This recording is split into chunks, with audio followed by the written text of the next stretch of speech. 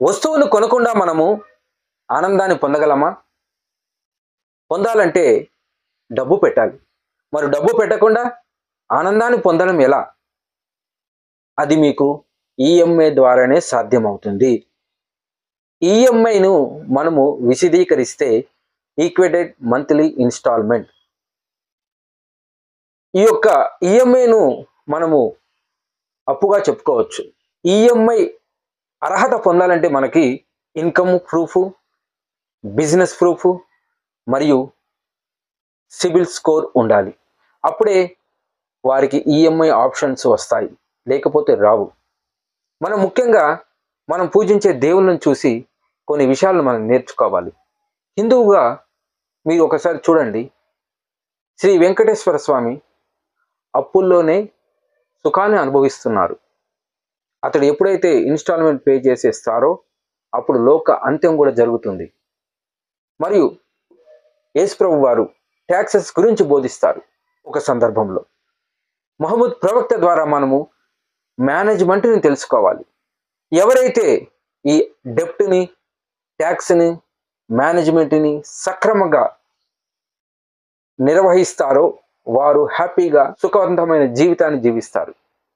మరి అలాంటి విషయాలను మనం తెలుసుకునే ముందు welcome to our channel Shankar's advisory. నేను ఎంకే శంకర్. మనిషి కోరికలు గుర్రాల్లాంటివి. అతడి కోరికలు మ్యాక్సిమం ఇల్లు, కారు ఇవే ఉంటాయి.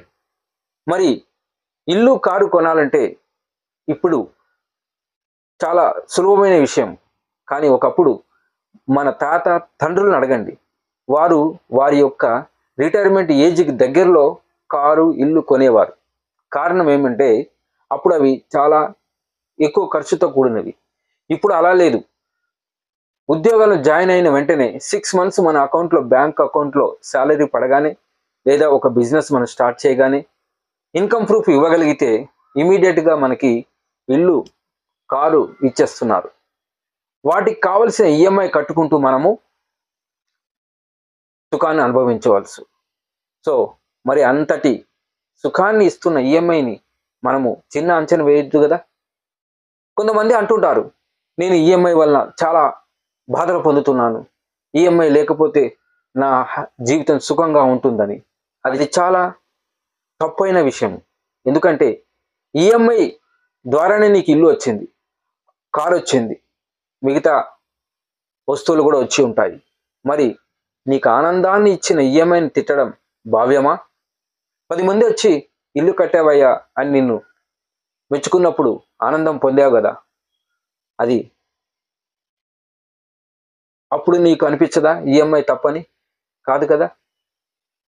సమాజంలో నీకు ఒక సోషల్ స్టేటస్ ఇచ్చింది, అది దేని ద్వారా వచ్చింది? ఈఎంఐ ద్వారానే కదా. సో ఇలా మంచి మంచి అవకాశాలని నీకు ఇచ్చిన ఈఎంఐను నువ్వు తప్పు పట్టకు. ఈఎంఐని ఎవరైతే సక్రమంగా కడతారో వారికి భవిష్యత్తులో కూడా లోన్స్ చాలా ఈజీగా వస్తాయి. ఒక చిన్న ఈఎంఐ పెద్ద లోన్కి దారి చూపుతుంది. కాబట్టి మీరు ఈఎంఐని కరెక్ట్గా కట్టండి. నాకు తెలుసు కొంతమందికి ఈఎంఐ ఎలా కట్టాలో తెలియదు. మీరు ఇల్లు కొనడానికి వెళ్ళినప్పుడు డౌన్ పేమెంట్ 20% కట్టి ఉంటారు కదా. కారు కొనడానికి వెళ్ళినప్పుడు డౌన్ పేమెంట్ కట్టి ఉన్నారు కదా. బైక్ కొన్నప్పుడు కూడా డౌన్ పేమెంట్ కట్టారు కదా.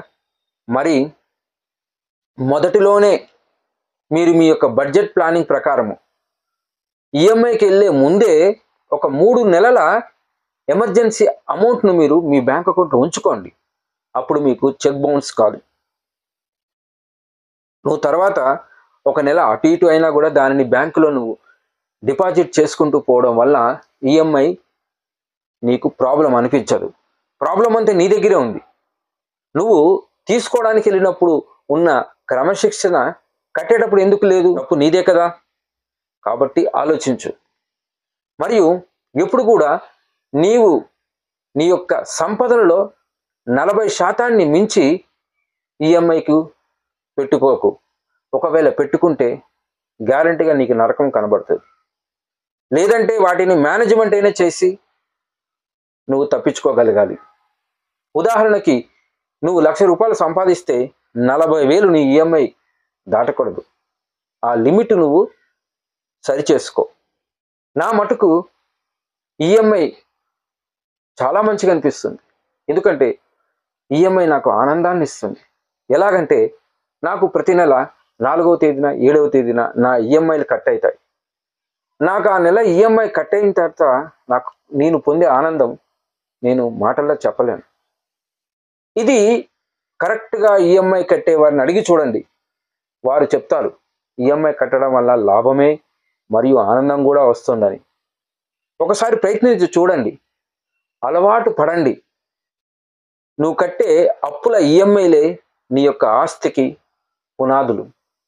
ఈరోజు నువ్వు కడుతున్న ఈఎంఐ, ఇంటి ఈఎంఐ అయినా కూడా, కారు ఈఎంఐ కూడా రేపొద్దున వాటి చూసే నీకు సమాజంలో స్టేటస్ ఉంటుంది.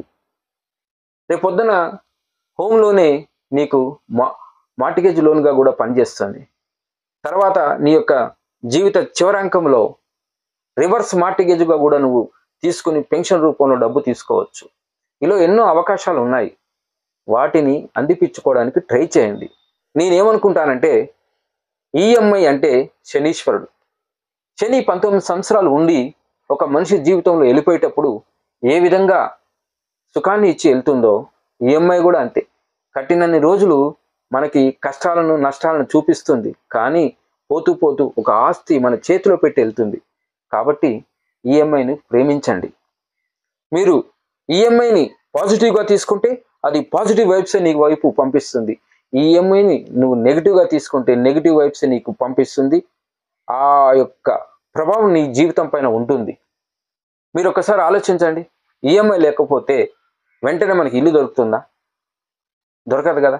₹1,00,00,000 ఇల్లు అంటే ₹1,00,00,000 ఎప్పుడు దాపెట్టాలా, ఎప్పుడు మనము కట్టాలా, ఎప్పుడు మనం తీసుకోవాలా?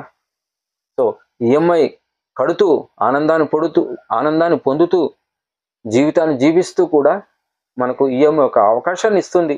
మరి అలాంటి ఈఎంఐలను మీరు నిందించడం నేరమని నేను భావిస్తున్నాను.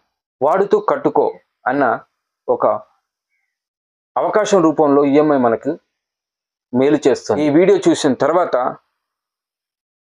ట్యాక్స్ను, డెప్ట్ను మేనేజ్మెంట్ ఎలా చేయాలో తెలుసుకోవాలనుకుంటే కాల్ చేయండి, మనం డిస్కస్ చేద్దాం.